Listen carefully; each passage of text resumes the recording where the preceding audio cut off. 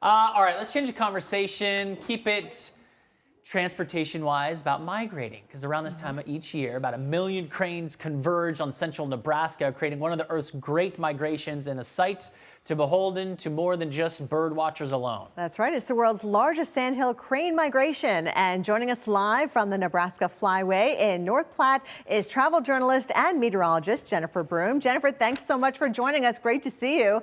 So why are cranes attracted to central Nebraska this time of year, and how many can you see in one sitting?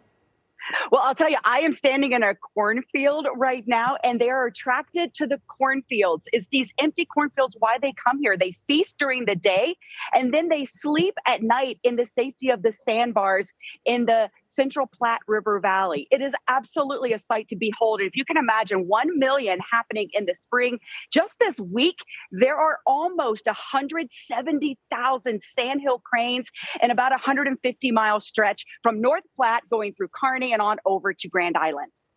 You know, it's just kind of like humans. You plan your road trip and you say, okay, where am I going to go to eat along my route? And for them, it's Nebraska into the cornfields.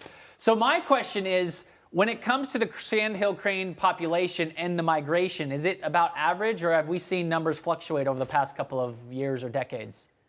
You know, this right here is a conservation success story. They are doing a lot to keep the Central Platte River Valley accessible for these cranes as they're coming from their winter homes in places like Texas, making their stop here on their way to their summer breeding grounds up in Canada and Alaska. So they have really done what they can to keep this one of the largest last great animal migrations on Earth really accessible for these cranes. They need certain things. They need the openness of the water. They need the sandbars so they can rest at night. And of course, they need food so they can fuel up and continue their journey. And just a tremendous thing. And I'll honestly tell you guys, I've been pleasantly surprised at all the activities that you can do around here. I will say here in North Platte, you do want to check out the Golden Spike Tower. You get a bird's eye view of the Bailey Yard, which is the largest rail classification yard in the world. And then in Kearney, you want to check out the archway. If you've ever driven along Interstate 80, you know that there is the archway that goes across. So there's a museum there. There's a classic car collection, and then also the Sturm Museum in Grand Island. Are you wondering like where the best places to see the cranes?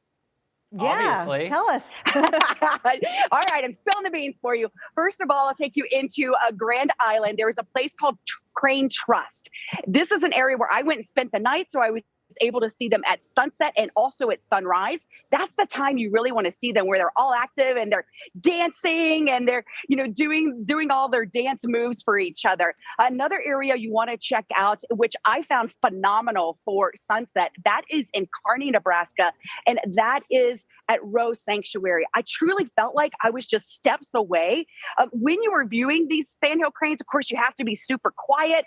You have to watch your flash. You can't have bright lights because you don't want to do anything to disturb them. But it is a sight to behold. If you want to see an incredible animal migration, you have to put this on your calendar. It does peak in mid-March to mid-April, so kind of thinking forward to next year. But again, 1 million sandhill cranes passing through here, what's called the Nebraska Flyway, as they make a stop here.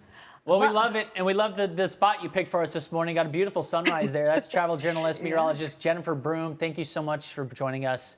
Just, I'd say probably bring the binos. Love her enthusiasm, by the way, right? Yeah, oh, totally.